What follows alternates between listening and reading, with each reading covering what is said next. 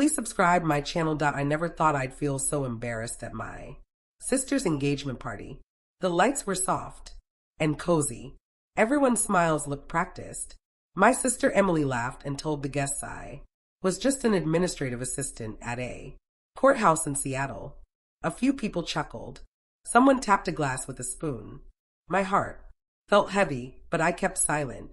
That was usually my place. Then her fiancé looked closely at my face, as if he recognized me from somewhere. "So, what do you really do?" he asked. I didn't rush to explain or defend myself. "My name is Veronica." For years, my family liked simple labels. When I finally spoke up, everything changed quietly.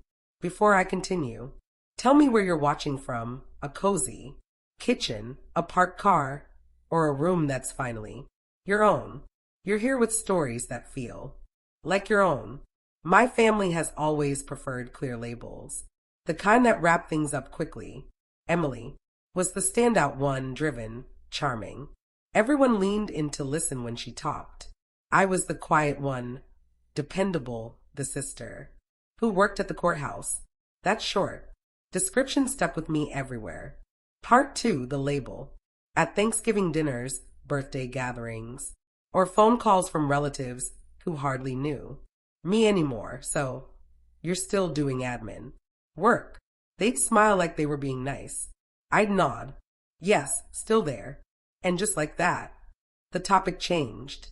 They never asked about my actual days, the long evenings, papers spread out on my dining table, the heavy responsibility of choices that came home with me. I learned to blend into the background around them, not because I was ashamed, but from past tries. Whenever I attempted to describe it, their eyes would lose focus, especially Emily's. So I toned down my words, made them softer. I let them keep the simpler picture of me. It helped avoid arguments, or so I convinced myself. At family meals, the routine stayed the same. Emily spoke, and everyone paid attention. When I tried to talk, forks clinked louder on plates. Someone poured more wine. The TV volume rose a bit. It wasn't mean on purpose. It was just routine, and routines are tough to change. There was one exception, my cousin Lila. She noticed my late nights, how my phone rang at strange hours, the way I held myself. Sometimes she'd gently squeeze my hand under the table, a small reminder that I wasn't invisible to everyone. I told myself I didn't need my family's approval, that their views didn't matter. But each time Emily joked about my courthouse job, something inside me tightened. Not full anger yet, just something deeper and sadder. By the time the engagement party arrived, that feeling was already there, waiting.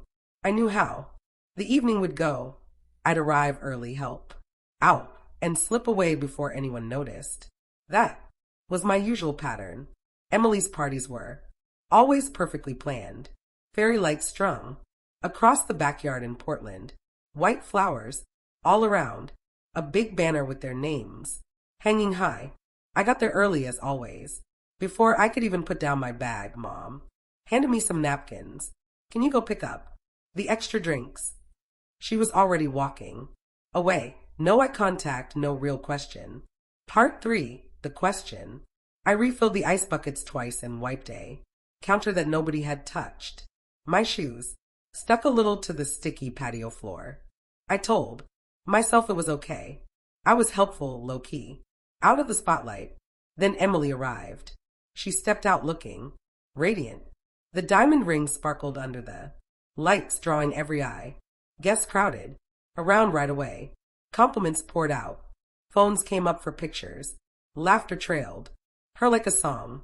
David stayed by her side, calm, well-dressed, listening more than talking. At first, he hardly noticed me. Emily made sure everyone heard about his job, important cases, big deals, impressive-sounding details. My parents glowed with pride as if it was their achievement.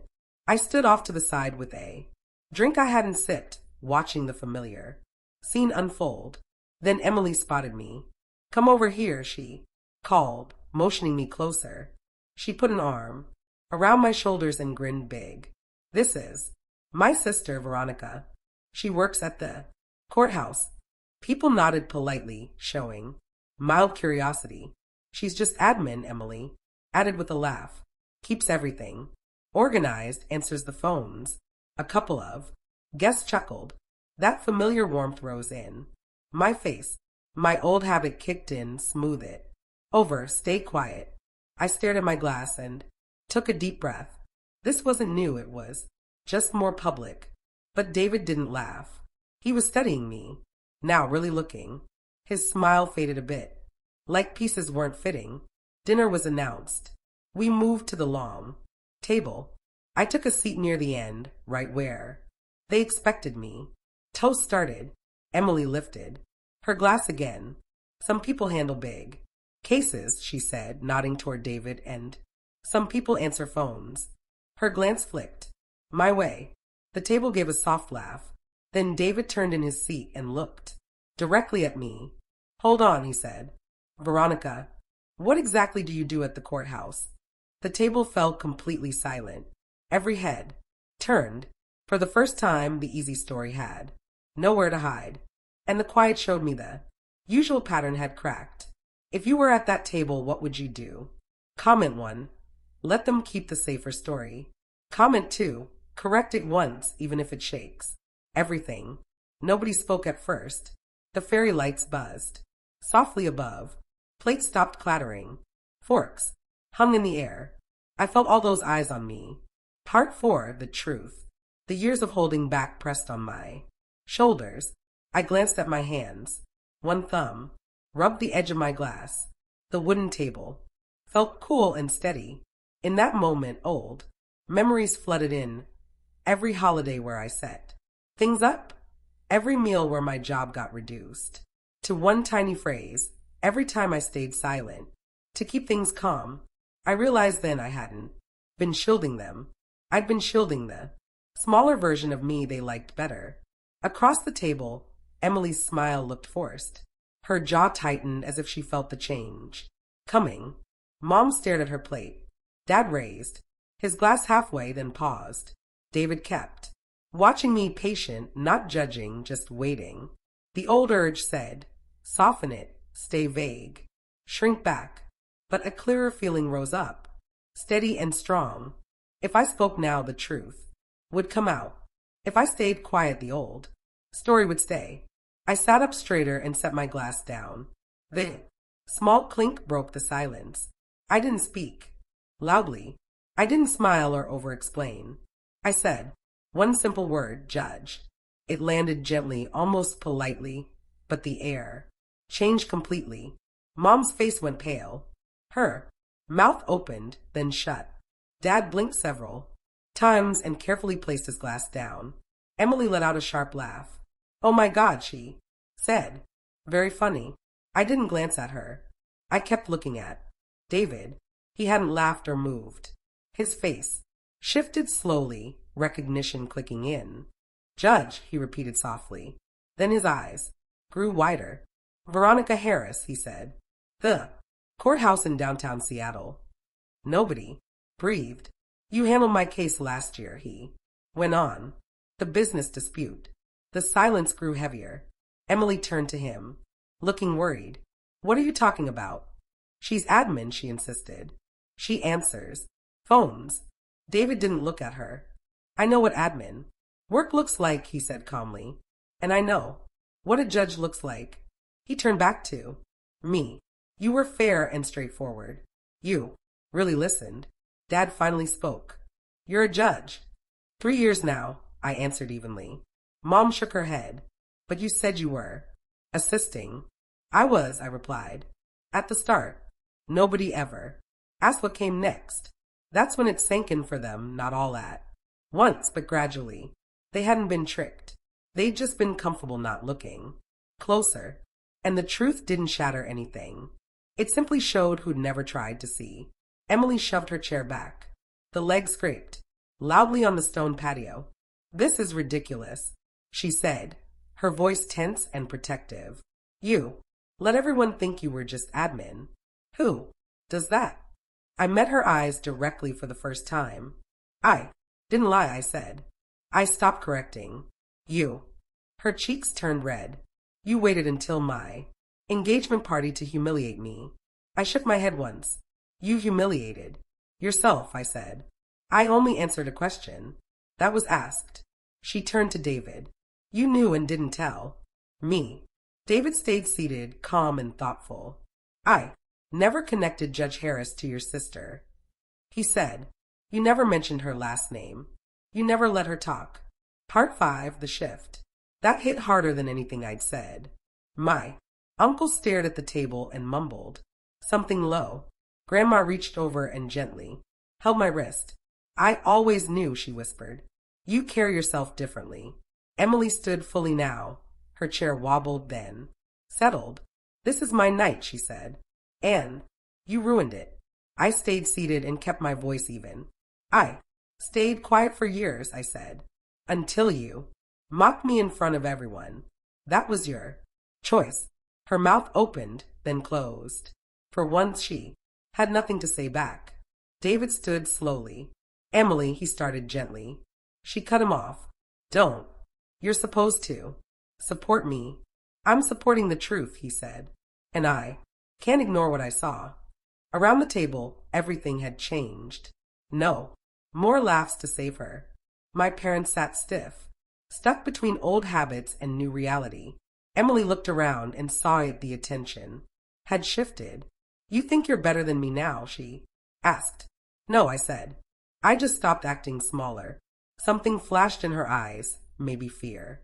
Then she turned and walked inside. Her heels clicked sharply on the floor. David paused, glanced at me. I need to talk to her, he said softly. I nodded. After they went in, the table remained quiet. Champagne grew flat. Food sat untouched. Mom reached for my hand. Why didn't you tell us? I didn't pull away.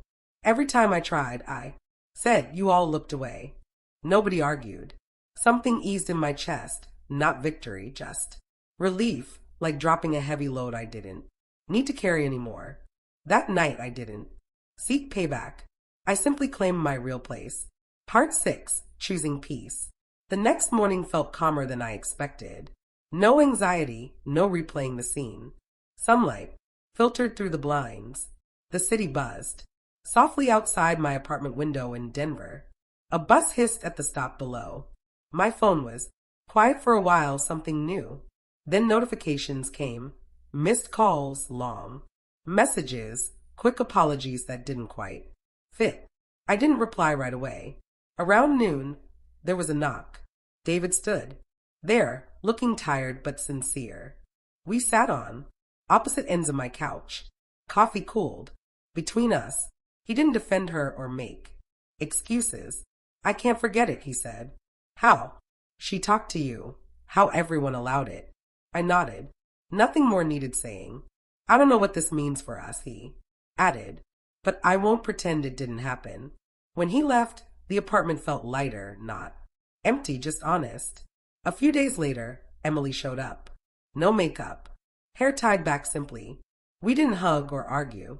I was afraid, she said, of being average, of coming in second. I believed her. I was never competing, I said.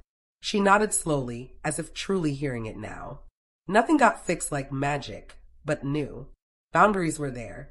My parents began asking real questions and waiting for my answers. Lila smiled warmly across the table. I know. Longer felt the urge to over-explain.